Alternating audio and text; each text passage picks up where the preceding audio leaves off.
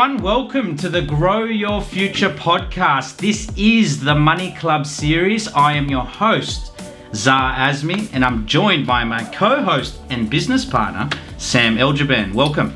Thanks, Zah. How you doing? I'm good. Now, this is a very, very special podcast because we want to go in deep about what is the Money Club. Everyone's seeing it, and we're talking about it a lot. And it's not just about a personal finance sort of advice or radio channel or anything like that. It's actually a business. Yeah.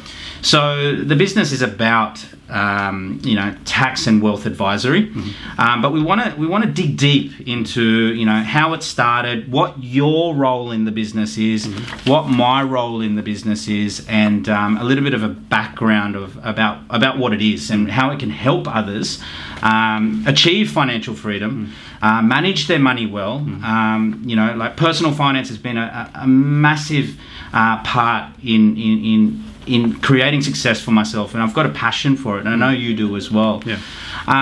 But we play two very different roles in this business, and it'll be really interesting for our listeners and viewers to find out what that role is, right?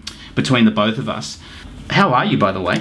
I'm good, man. I'm good. I've just been dodging sneezes and saving money this week. That's about it, man. Saving money?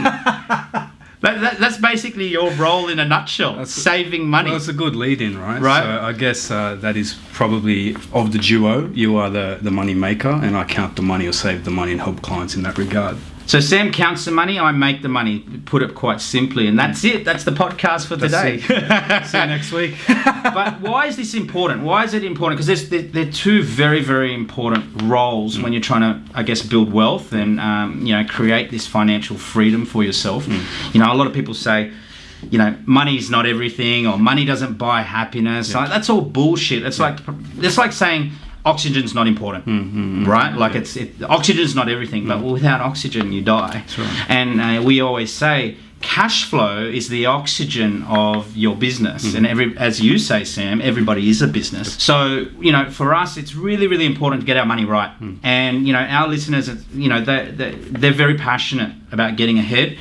They want to know, okay, how do I get control of my money? So a recent survey actually tells us that 61% of Australians do not save money and have no emergency buffer if they were to encounter financial hardship. That's very concerning. Can you believe that? 60%. That's more than half the population. So let's say we get into a car crash. 61% of us, if we got into a car crash, we couldn't afford, let's say we just didn't have an insurance, and we had a $10,000 bill we had to pay, whether it be medical or property, whatever it is. You're in trouble. You're in trouble. You're in trouble. 61% of us don't have that emergency buffer, which is concerning. Why do you think that is? I think we live in a great country where we're constantly bailed out. We live in this illusion that we think everything's going to be all right. She'll be right. We know that great Australian, attitude. Will be taken care of. Yeah, like it's almost like an entitled mentality. But we're moving into a space now where it's actually going to be very, very hard for people to still have that attitude, especially after this COVID. We need to now learn to be self-sufficient. Times aren't like 20, 30, 40 years ago where, you're getting 10, 15, 20% returns on your money by putting money in the bank. Like, you could be lazy back in the day, make money, put it in the bank, and earn, $150,000 a year off $1 million in the bank. You're just not going to get that anymore. So now it's up to us. We need to take control. And, most of our listeners are millennials, right? And millennials, I think, are going to find it very, very hard to, number one, save money. But number two, build wealth into the future. And the only way they're going to get better at it is if they start today. 100%. And I think the millennials, sticking on them, they're growing up in an environment where money is quite freely available, right? You're seeing all this afterpay and different services where you can access money you don't own to buy things that are probably not in the best interest for you, right? And I think touching on that survey with 61%, it ties into something I was reading about the super access. So the 10K super access a lot of taxpayers could get if they were in a bit of strife due to COVID. They did a study on that and found instead of taking that 10K out of super to say, not even to do anything really productive with, they were spending it on alcohol, gambling and lifestyle things, when super's really for your long-term retirement. So I think that sort of adds into or confirms this sort of thinking of people spending money on frivolous things, not sort of saving or looking to the future. It's very short-term sight type activity, right? Well, where I see it fall down in, say, the media and the government sort of always saying, okay, we're going to put all this stimulus into the economy because we need to, I guess, spur on the economy, and the government sort of wants you to spend money. Yeah. That's the whole idea, right? The government wants you to buy alcohol. The government wants you to buy spend money on lifestyle expenses because that keeps the economy going. It keeps jobs. People are in work and all of that sort of thing. But what we really should be doing is we should be trying to, I guess, cut our expenses. Try and get our hands on as much money as possible and stack it away, right? So that we can invest it for our future. That's right. And the problem is we live in this society where spending is so important, right? And we tend to forget why we earn money and what we should be doing with it. Because we're constantly being told by the media, by the governments to spend money, not invest money. Spend money to be a consumer rather than a producer, right? But what we should be doing is stacking our money away and then pushing it into things that are going to multiply our money. And I guess that's my side of the business, right? But the first steps first, and I think a lot of people, they can become obsessed with saving money as well. Like it can be this extreme case where they don't spend anything or they just save it and they don't know what they're saving for. But I guess this is your role of the business, Sam. You're all about tax minimization, getting your expenses low, looking at your overheads and really, really budgeting, right? And a lot of people look at this and they might call it the boring stuff, but it's essential. It's the hard truth. So you do the exciting stuff with the money, but in order to get to you and consult with you, you have to go through all this hard stuff, which is what I help clients with, right? So taxes and budgeting and all that kind of stuff, it's not glamorous. It's not glamorous, but you have to do it. If you're not going to go through those types of things and deal with people like myself, or even just on your own and get your money right, you're not going to be in a position to do cool stuff with the money and talk to you about it, right? So it's the fundamental. Before getting to you sort of have to go through that stage. And I went through this. Yeah. Right, I went through this. So a lot of people now see me and they go, "Oh, well, Zai, like you're living a great life. You got holidays. We don't have holidays at the moment, but like you've got the fancy things and all of that sort of thing." But I mean, it never used to be like that. And when you come from nothing, you have to lay those foundations. And when I say you come from nothing, no inheritance, no startup, like that, you've really just got to start from scratch. Yeah. And you need to learn those foundational skills, right, to help you build a nest egg so that you can go, all right, what do I do with this? And look, you're going to make some mistakes along the way. Yeah. But if you've got that habit of putting that money away and being smart with your income, then what can happen is you've got so many options on the back end. The last thing that you want is to be, 35, 40, 45 years old and you've wasted the last 10, 20 years of earning good income, because in this country, there's no excuse. You should be earning a good income in this country. Then you don't want to get to that point and go, oh, now I've got to start. That's right. Right? So I remember, sorry to cut you off, I remember early in some of our episodes we touched on how you started and how you got to where you are today. And I think you came to an epiphany one year where you said, I was making so much money, but I had nothing to show for it.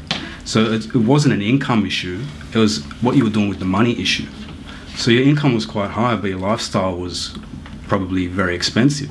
So you weren't able to put money away and start getting ahead. And I think you realised that some years ago. Where were you, Sam? I needed you there. I was still studying, man. I was learning all of this stuff. So you found out that earlier on, which allowed you to build up those cash savings, invest in business and real estate. So it is something you have to do.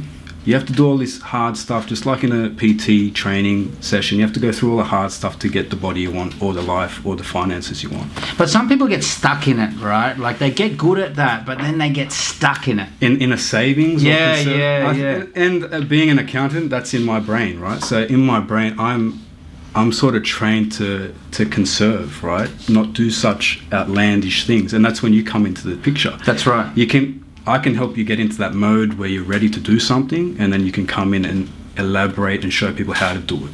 And that's why we complement each other in this business, right? It's about tax and wealth. The tax side of things is about minimizing that tax that you pay, trying to claw back as much as you can, put those expenses to the floor, right? Live off nothing. And then invest the difference over on this side, whether it be real estate, business, startups, whatever it is, right? So I guess enough about, I guess, what I went through. What about some of the mistakes that you see clients go through when they're, I guess, on this path to building wealth, right?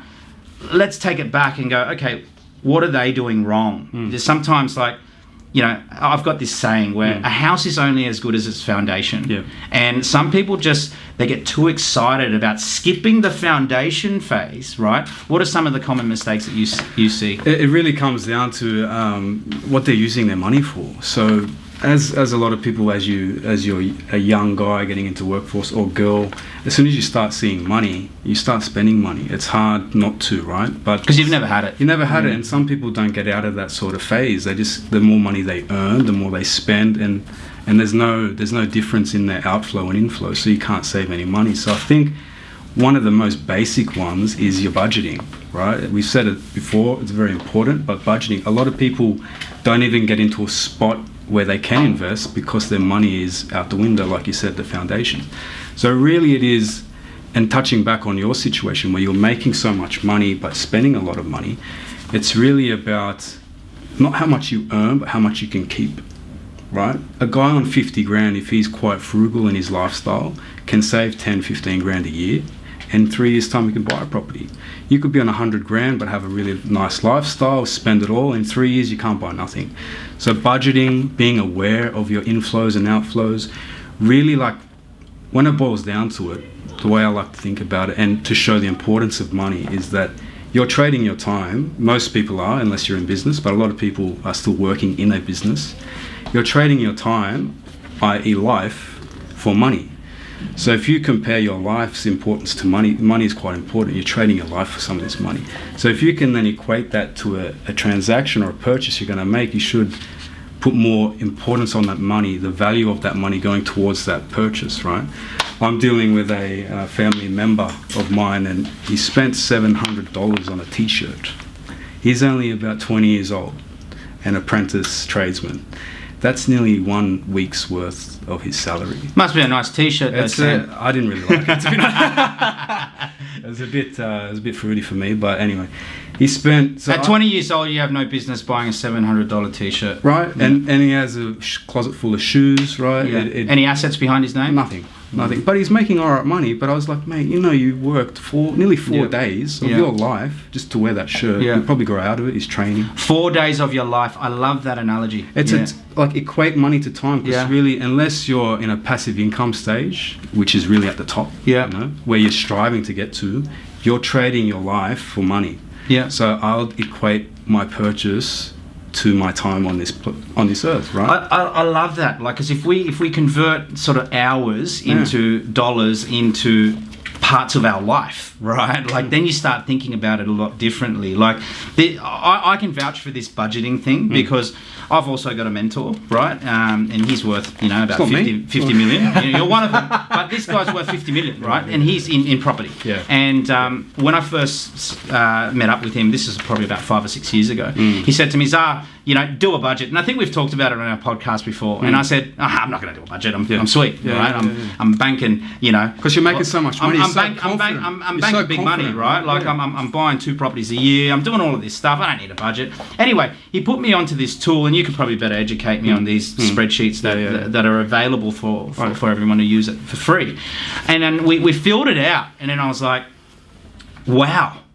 When you get to the bottom and you go, this is the bottom line. This is what I'm spending. And you start going through each and every one of those expenses. And that each cell, that each number is what I'm trading my life for, right? And, Jade and myself, right, we looked at that and we were like, okay, this is what we can cut out. And we cut out so much bullshit that we didn't need. And we thought we had things covered. This is coming from me. I consider myself an expert. I'm a millionaire, right? And I still looked at that and went, wow, I'm wasting so much. I'm bleeding cash.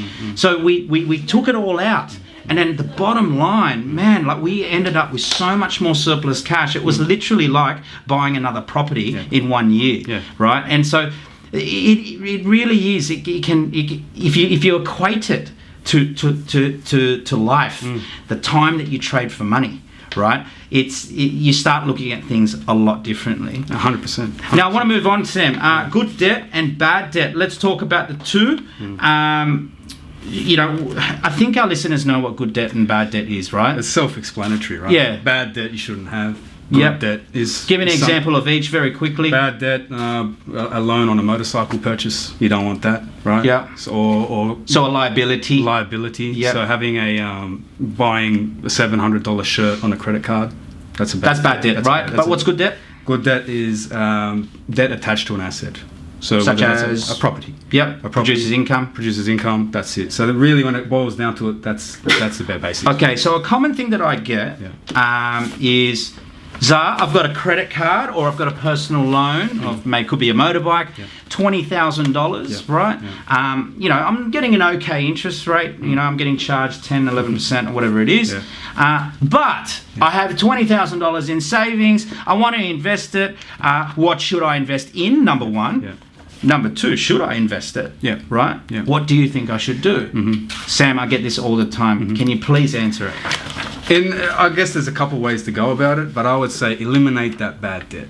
The bad debt's costing you money, which isn't deductible, right? So it's not a really good thing. And when you look at it from... I don't think people want to hear this. This is the problem, right? Yeah, that's right. And it's the hard truth. So we're going through the hard truths with myself to do the fun stuff with you later. Yep. So really, I would say... Foundational steps. So you could pay it down slowly. You want to do that anyway. But if that was me, I'd try and eliminate it completely. Get rid of that interest you're being charged, right? And also, if you're going to want to do some fun stuff with yourself, any consumable debt or consumer debt based on or bad debts, right, you have, is going to limit your ability to borrow for a good asset or to have good debt. So it's very prudent to eliminate them as early as you can. There you have it, guys. It's the final answer. I don't want to get that question ever again, right? Fuck off the bad debt, right? Save your money, then we invest it. You're fooling yourself. I was in that trap. You had 20 grand cash and 20 grand loan. I'm like, yeah, I got 20 grand cash. You don't. Your asset I've done it equals before. A liability. You don't have any money, really. I've done it before. We've all been there, right? All you're doing is you're bullshitting yourself into thinking that you've got money, but you really don't. You don't. Right? Bring it back to that foundational step. Fix your shit. Minimalism, frugality, FIRE, financial independence, retire early. All of these, these buzzwords, right? How important is it? Is it necessary? I mean, I went through a certain stage where it is. I think, being frugal is something that I take pride in. I still am quite frugal with certain things. Like people, believe it or not, they don't believe me, but it's a habit that has been instilled from, Asian parents who migrated here back in the 70s. So for me, if we've got one chicken wing left over, we'll put it in Glad wrap and put it in the fridge because we don't waste a thing. All of my fellow Asians who are listening would know what I'm talking about. Sam, how do you think this plays a part in the foundational steps? It's one of the most important, right? So it touches on the whole budgeting thing. So the budgeting is, I guess, the practice of that mentality, right? So if you're not doing it's not sexy, is it? It's not sexy. No one wants to go, I ate yesterday's chicken wing for lunch today, right? But that guy eventually will have 3 properties or have a lot more wealth than the guy that's buying lunch every day, right? So if you're starting out, this is something you really need to focus on, because if you don't, it won't not allow you to get into the kind of asset investing type space, but it's gonna delay it a lot. And we all know that time in markets is what you need. So to tidy that kind of backyard of yours in terms of finance is going to allow you to get back into the investing space as quick as you can. But being a tight ass like that is not going to really reward you when you come onto the wealth building side of things. It's sort of like, it's essential, right? It's a certain stage you've got to be like that, because some people think there's a right answer and there's a wrong answer, right? You're either frugal or you're not. It's like, no, hang on. It depends. What stage are you at? Are you at the stage where you're building that foundational, measures in place to sort of build those habits so you can save that money, you can stack it away. You know, you're not going out for lunch every day, you're not going to the expensive restaurants, you know, you're really cutting back on those expenses. But then when you get to this sort of that second stage where you need to build wealth and you need to brand yourself and you need to get known in the marketplace, you've got to then sort of flip it on its head and then spend money, right? 100%. And I guess we'll get to my role in a second. We sort of want to stay on the foundational steps. There'll be a transitional period, like you're saying. There'll be a transitional period where you have to get out of the mindset of saving to expansion. And I think it's, again, very, very hard for millennials these days to keep saving money, because this social media bubble we live in, where it's all about hyper consumption. Like I've never ever seen more designer shit in my life, right? Like and private jets and which you holidays. probably couldn't see before, right? Couldn't see it. You couldn't see it. You're not exposed you to went it. To the city You're not exposed to and it. Saw the you shops. open up my Instagram page, it's just all money. It's like it's all stuff that cost money. A lot of money that are liabilities. It's cars, it's women, it's motorbikes, it's holidays, it's designer stuff, it's watches, it's just everything. And you know what? The pressure now to have all of these things, it's like it's never been greater. So why is it harder for the millennials now to save? Because they've got to push through all of that bullshit, all of the distractions, and go, hang on, right? I'm trying to build wealth, right? I'm not trying to look like, you know, the next Calvin Klein model, or and have, you know, the best stuff that Louis Vuitton offers. Like, we don't want that just yet, right? Especially people in their 20s. You can't be thinking about that shit, right? You got to be thinking, okay, what's the goal, right? What is it going to take to get there? Let's stay on track. The temptation's there. The marketing's hammering people. Free cash out there, afterpay. And that keeping up with the Joneses mentality, you have to try and be doing well, be seen to be doing well. Those three things are going to kill you. Can I give one tip to all of our listeners in their 20s? When you're in your 20s, it doesn't matter if you don't have a car, or you drive that beat up car, you wear shit clothes, right? It doesn't matter if you eat at Subway for dinner instead of going to the fancy restaurants. In your 20s, it just doesn't matter. Don't worry about any of that bullshit, right? Worry about it in your 30s, in your 40s, because that's where the expectation is, right? If you're driving a bomb and you're 35, 36 years old, it sort of looks like, well, what's that? What have you done? What have you done for the last 10 years, right? So there's the expectation actually gets higher. So in your 20s, mate, forget about all of that. Go real lean on expenses. Keep your overhead super low. Stay at home with mum and dad, right? If you can, right? But then when you hit your 30s and you hit your 40s, you've done all of that hard foundational work, then you can sort of enjoy a little bit, like reward yourself. Don't go too hard and sort of live the minimalist lifestyle where you're living off 15 grand a year. It just doesn't work, right? You're not fooling anyone. Living large in your 20s, early 20s. So I had a friend that bought I won't say the vehicle, but a nice European car, right? All on finance. And I knew he didn't have the money, but he had that image that he had money, right? So you're not fooling anyone. Just live within your means. Live within your means. Because later, if you want to have a family or do big things with your life, you're going to have a lot more expense then that you need this money for later, right? So, and that's where the nicer things count, right? So let's give an example of myself. I've got 3 cars, 2 Mercs and 1 Toyota hybrid, right? Any day of the week, I love driving my Toyota. It's my favorite car, hands down. The reason why I got the 2 Mercs, right, is because you guys won't listen to me if I don't have 2 Mercs. It's the truth. Right? So for me, there's an expectation that, I drive something okay. So I've got 2 Mercs. That you're doing right. I'm doing okay, right? But if I had the choice, I'd drive the Toyota around all day. You know why? Because I'd save money, right? I'd push that money into assets, buy more property, right? So if you're 20 and you don't have that expectation, or if you're in your 20s, you don't have that expectation of having the 2 Mercs or the European cars or the designer handbags, forget about it, right? There's going to be time for that later. These are all distractions, right? All these fancy things. So I guess that leads on to the next point, setting goals.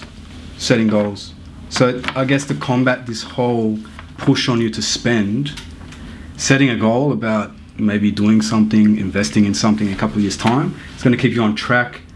It's going to keep you not spending or wasting money and tightening up your backyard, right? So I think that's a very important thing to do. Well, a lot of people don't have targets in front of them, right? Write it down. Like in front of you, should have like something that you look at, maybe a diary or whatever it is.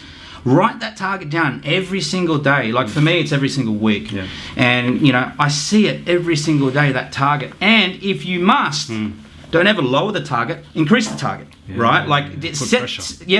Set the bar higher, right? These targets are really, really important because you need something to strive towards. Yeah. Otherwise, like, what are you doing? Yeah. Right? Put the Lamborghini on the wall. Put the mansion or whatever gets you going. Like, have something there that you're working towards. Otherwise, you flail around. You won't get ahead, right? So building habits is like a muscle, right? Like it's saving habits anyway. It's like a muscle where, like once you've got it, that strength follows you for the rest of your life. And that's why we have aimed this podcast at the millennials, because we want to teach them young. We want them to build these habits now. It might be boring, but at 30, 40, 50 years old, you're going to be calling Sam and Zah and say, thank you so much for giving me that information back when I was 20, 25 years old, because that information has set me up for life, right? The older you get, the more money you're going to get, and you want to make sure you have that savings habit or, living within your means. So the more money you make, the more you can save.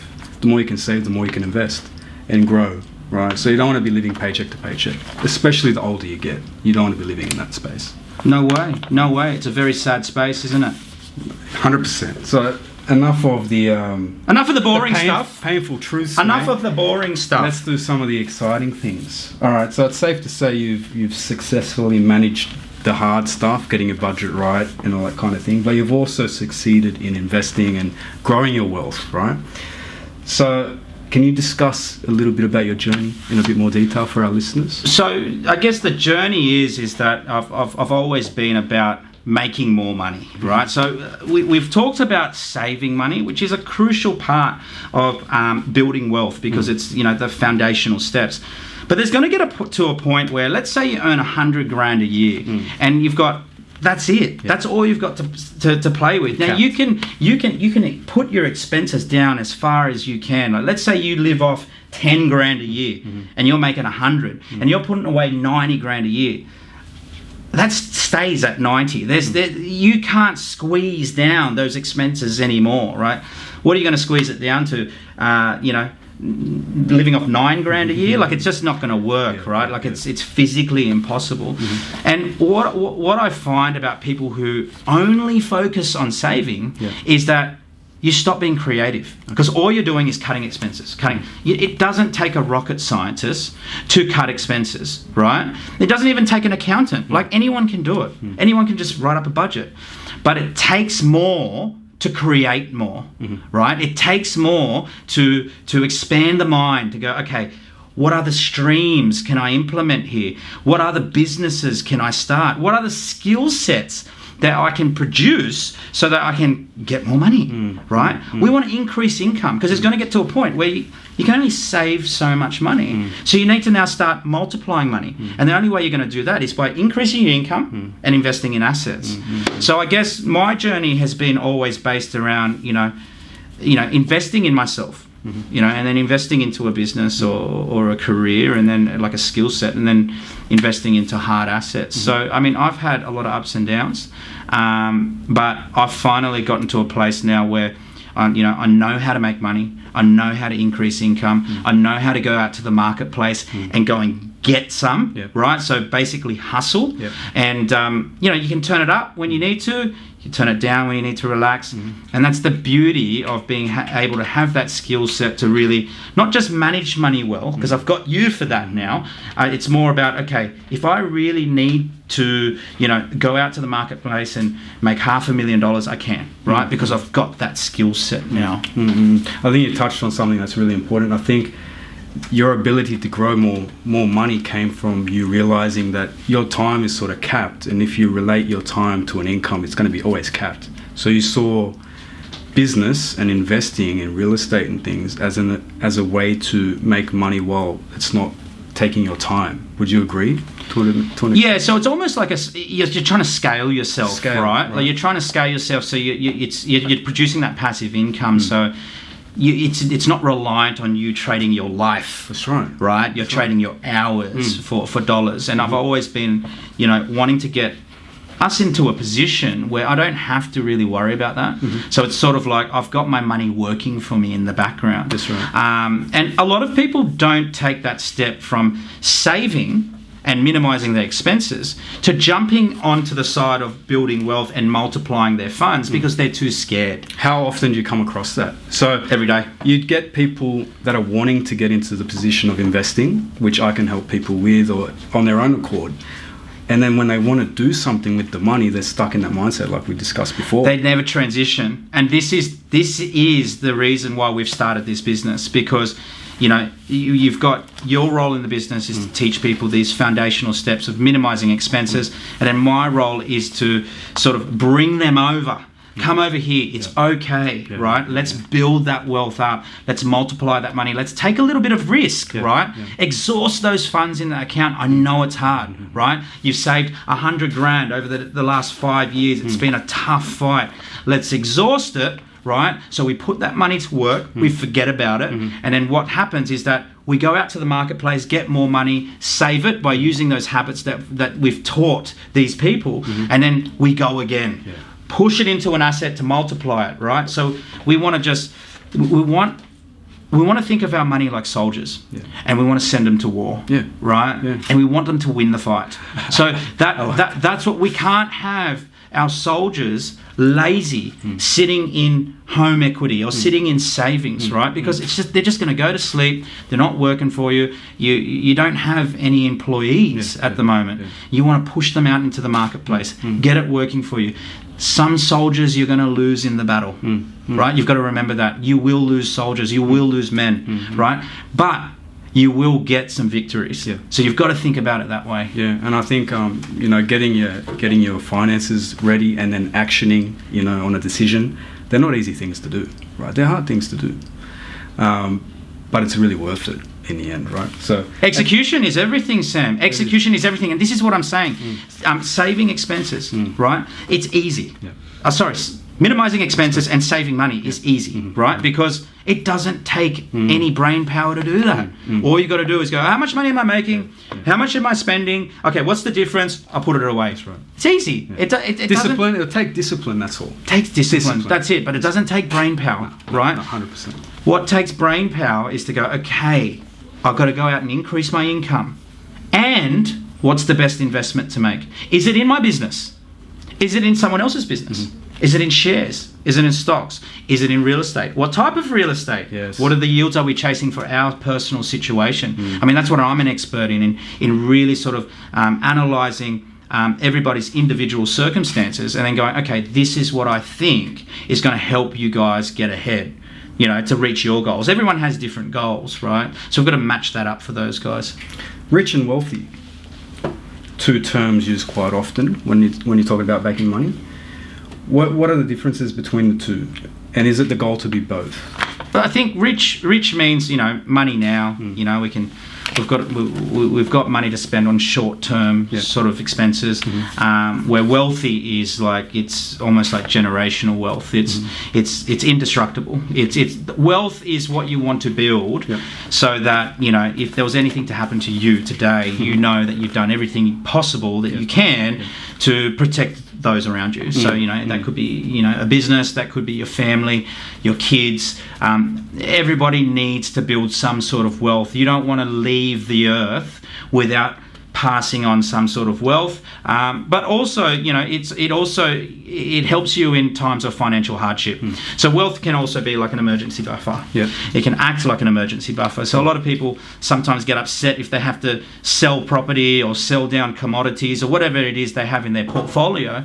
But then I think to myself, well, that's what it's there for. You know what I mean? If you've got a 200 grand medical bill, like, sell the house, like that's why you bought it. You know, you bought it to back yourself up. So there are times where, yes, you will have to liquidate some of your assets to access that wealth that you've built, but don't be too hard on yourself. That's what it's there for, right? It's better to have it than not have it. That's the whole reason we do it. It's because we want to, like, ultimately we want to build wealth so we don't have to really go and trade our life for dollars. Correct. Right? We don't want to be forced to trade our life for dollars. It's not so much we want to retire and do nothing. It's that we want to go to work and go or spend our days doing the things that we want to do. Flexible life. And if it doesn't make money, who cares? Because we've got that wealth behind us. So wealth is much more important than being rich, but we want to be both, right? We want to be wealthy and we want to be rich because we want to enjoy today. You know, we want to go to the nice restaurants, we want to drive the nice cars, and we still want sometimes we want liabilities. Liabilities are great, right? Because they make us feel good. No, we want the $700 shirt. You know what I mean? Like I've spent more on shirts. You know, it's because we want that stuff. But you know, it's important to be both. Right? Because we want short term and long term. Yeah. So rich to me, from an accounting perspective, don't want to go too much into it, but it sounds profit and loss. You're making money. You can spend money, right? That's, to me, sounds like rich. Where wealth is more your balance sheet, building asset bases, passive incomes and things like that. So it's good. Net worth. All right, touching on wealth, indestructible wealth. I think you made this term up, did you? Did you make this? No, I've heard it. I've heard it before, and I've taken it. What is it? Can you tell our listeners what it is? Indestructible wealth is it's basically what we just previously talked about, right? So it's sort of so that you are bulletproofing your future. We've all heard the stories where, you know, people are stressing because they're, you know, out of work. They might be older, their skill sets might be obsolete, their industries are probably on the way out, like, you know, how Uber's taken over taxis, that sort of stuff. And they haven't built themselves enough wealth to sustain them through, I guess, up until retirement or all the way till they die, right? And that means that they haven't built that indestructible wealth. So what we say is that, okay, build up an asset base so strong that you don't have to worry. Like I meet people all the time. They've got kids, you know, and they haven't even bought a property. They haven't invested in shares. You know, they've got a family. They can't afford to sort of both parents go to work because one of them has to stay home. And you know, like, I'm not saying it's too late because it's never too late. But they haven't. What happens if someone gets sick in that family? Like, those people are only worried about those people in that household. They cannot contribute to the outside community.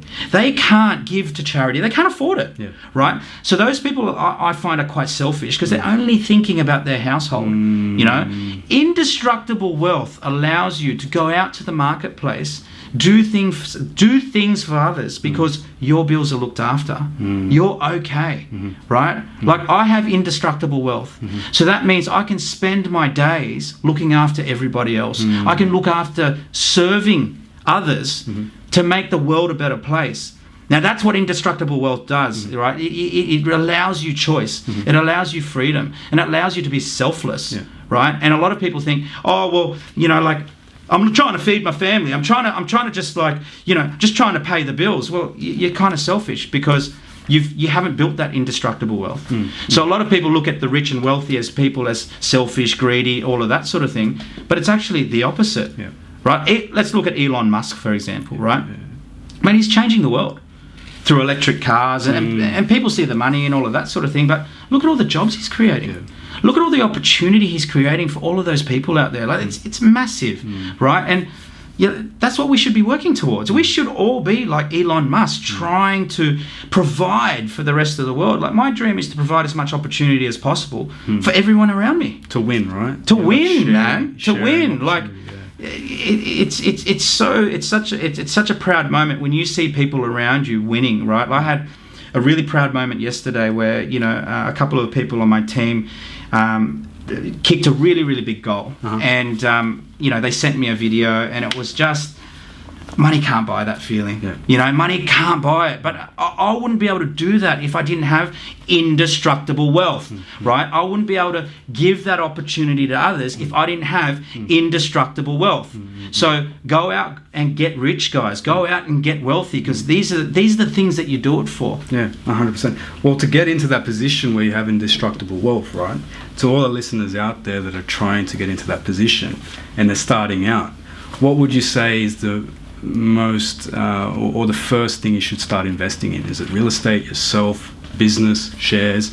Where, if you could provide one first step for a listener, where would they start with their investment? So let's take it back and think, okay, if I had my time again, what would I do at 20 years old, right? And I didn't have a Czar, we didn't have podcasts back then, like you were still a baby, you know what I mean? Like we didn't have access to the connections we have now. And if I had my time again, I would invest in myself. Okay. Because there's no word of a lie that what happens is the wealthy people, right?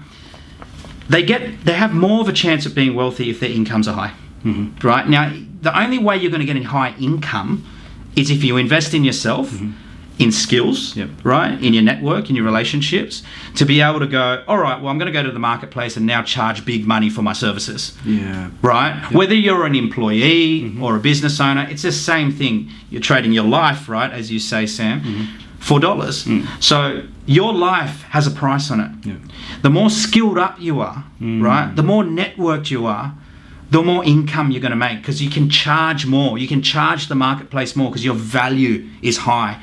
So what I would recommend a 20-year-old to do is invest every single dollar they have into themselves so that their value increases. So when they go to the marketplace, they can charge big money. And then once you get that big money, go see you, keep those expenses low, right? Get that tax down, claw back as much as you can, and then come see me and we'll push it into assets. It's a simple formula, right? But what people, I see the mistake, is that what they do is they go, I'm going to bypass the investing in myself, I'm going to bypass the saving, and I'm going to go see Czar because I want to build wealth. Do you see that a lot? A lot. With your... Too many people want to skip those foundational steps, right? And I always bring them back, right? I get inquiries all the time where I call these people and I go, like, where are you at? Oh, I've got 15 grand in the bank, I've got a bit of debt and blah, blah, blah, blah, blah, but I want to invest in property. Hang on, hold your horses.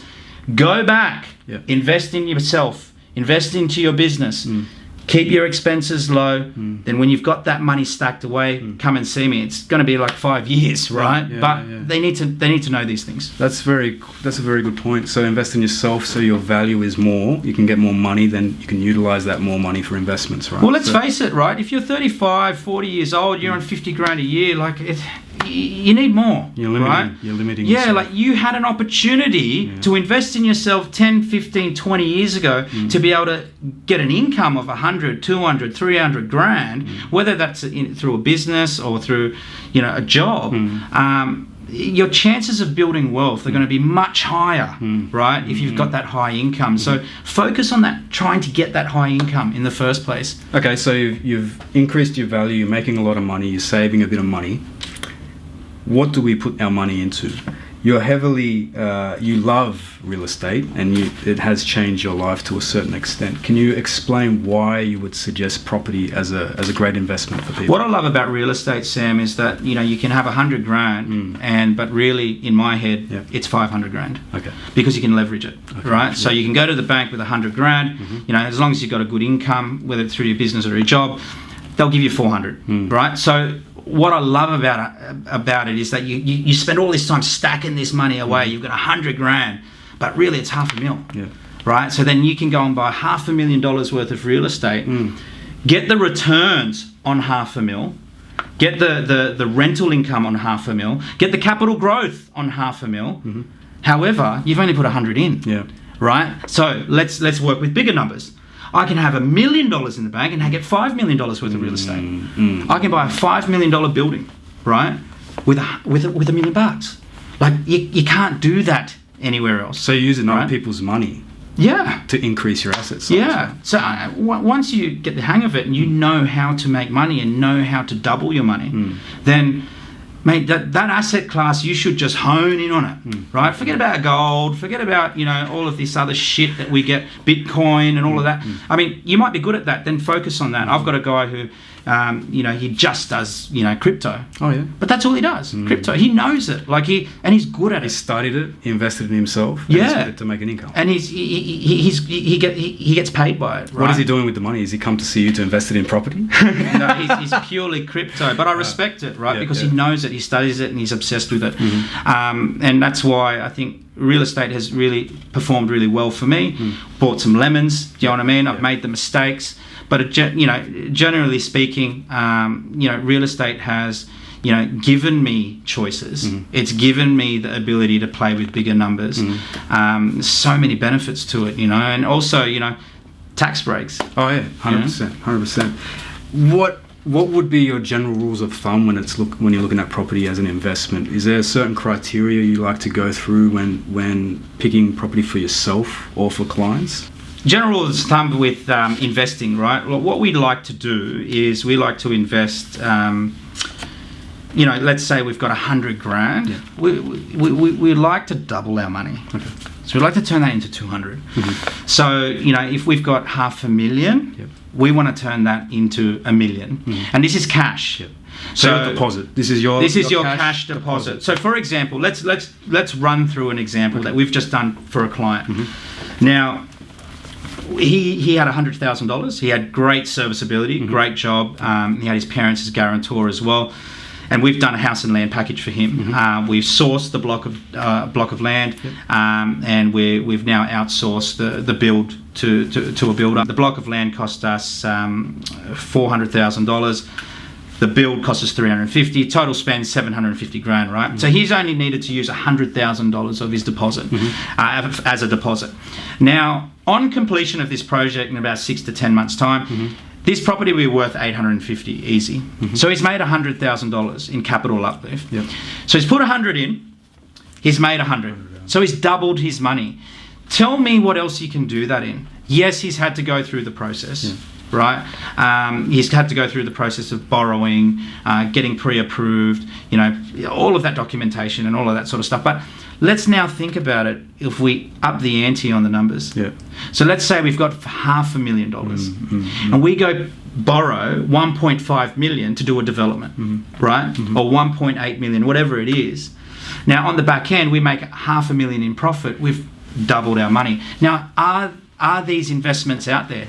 Yes. Where?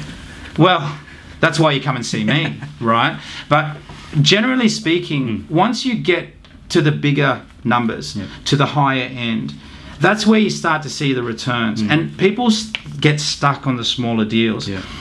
You can do these numbers on smaller deals, but it's harder, right? So what you need to do is do the smaller deals, get them out of the way, gradually work up, and what happens, a door will open. And because of your experience and your knowledge within the industry, what will happen, your eyes will open and you'll start seeing opportunity. And so the general rule of thumb when you get to my stage is double your money. Cash flow or capital growth? Why would you choose either one? Would you choose either one in different stages of life, or your strategy? Where would you? It's a great old debate in our industry. Chase cash flow or capital growth. What we want to do with our strategy here is, generally speaking, we want both. So it's very hard to get really good cash flow and really good capital growth, but I like to get a good balance.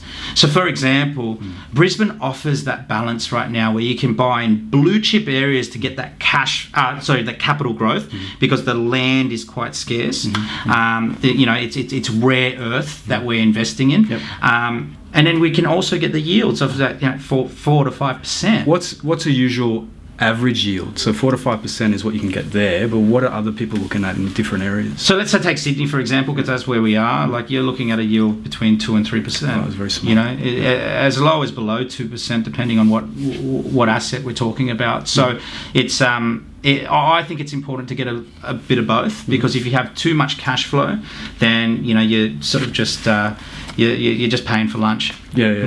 So you're looking at an asset that provides both. One that's going to give you a good yield, but also the potential for capital growth. They're not mutually exclusive. You want both. And then sometimes throughout your portfolio, you'd want to sort of maybe go more cash flow focused, or early on you tend to go more capital growth focused. So you need that growth to push that portfolio forward. Why is it important to learn the skill of making money and growing your wealth? We've pretty much explored it. Well, it's pretty self-explanatory why. I mean, we've built this company because we're super passionate about helping others, and we find that society, the governments, they don't really do enough to teach us about money. Right, it's a taboo subject. A lot of people don't want to talk about how much money they earn or what they do with it. It's a very private conversation. I just had a thought. It's probably because people have a bad financial situation. It's because they're shit with money. That's right. Right. But if you were good with money, right, you're going to talk about it, just like us. Like we're good with money, so we're going to help others, right? Yeah. So we need more people to become like us. So we need to spread the word, and this goes on to, I guess, our tagline, which for you guys that are watching, is it's the make money with friends tagline, right? And where we got this from is we heard of a line called make money not friends.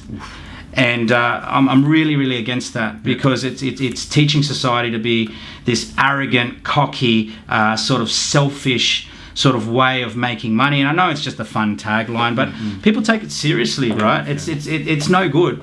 We need to spread the word that we're trying to make money together. We're trying to uplift everyone together, not making money without making friends. Like that's really bad. And I know, in the Instagram world, it's all cool, and everyone thinks it's like this cool, arrogant thing, and you're gonna make more friends with it, or whatever, or get more likes, or whatever it is. But really, at the end of the day, it's not the message that we're trying to put across. What we're trying to put across is join the money club, right? Make some friends, make some money together, right? Learn some skill sets. You can take them for life. Teach your kids. It's generational wealth. We just want to be a partner in making money, right? That's right. That's it. All right, guys, what a great podcast. Thank you so much for listening. If you want to find out more information about us, you can get in touch with Sam or myself through our Instagram or Facebook. But until next time, see you later. See you guys.